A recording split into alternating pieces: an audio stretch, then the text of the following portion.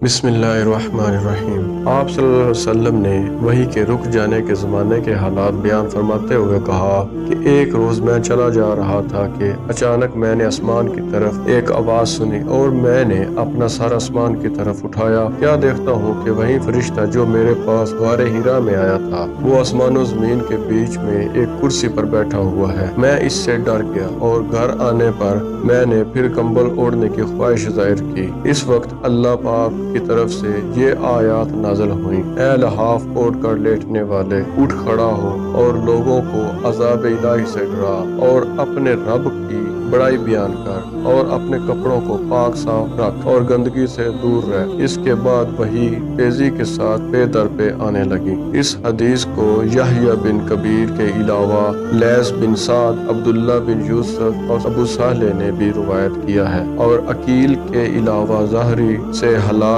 بن رواد نے بھی روایت کیا ہے۔ یونس اور معمر نے بھی اپنی روایت میں لفظ وعدہ کی جگہ بوادرائی نقل کیا ہے۔ بسم اللہ الرحمن الرحیم۔ انہوں نے حضرت عباس رضی اللہ تعالی عنہما سے کلام الہی لا تحرک الخ کی تفسیر کے سلسلے میں سنا کہ رسول اللہ صلی اللہ علیہ وسلم نزول قرآن کے وقت بہت سختی محسوس فرمایا کرتے تھے، اور ان کی علامتوں میں سے ایک یہ تھی کہ یاد کرنے کے لیے آپ اپنے ہونٹوں کو ہلاتے تھے۔ ابن عباس رضی اللہ تعالیٰ عنہما نے کہا کہ میں اپنے ہونٹ ہلاتا ہوں جس طرح آپ ہلاتے تھے۔ سعید کہتے ہیں میں بھی اپنے ہونٹ ہلاتا ہوں جس طرح ابن عباس رضی اللہ تعالیٰ عنہما کو میں نے ہلاتے دیکھا۔ پھر انہوں نے اپنے ہونٹ ہلائے۔ ابن عباس رضی اللہ تعالیٰ عنہما نے کہا، پھر یہ آیت اتری کہ اے محمد، قرآن کو جلد جلد یاد کرنے کے لیے اپنی زبان نہ ہلاؤ، اس کا جمع کر دینا اور پڑھا دینا ہمارا ذمہ ہے۔ حضرت ابن عباس رضی اللہ تعالیٰ عنہما کہتے ہیں یعنی قرآن آپ صلی اللہ علیہ وسلم کے دل میں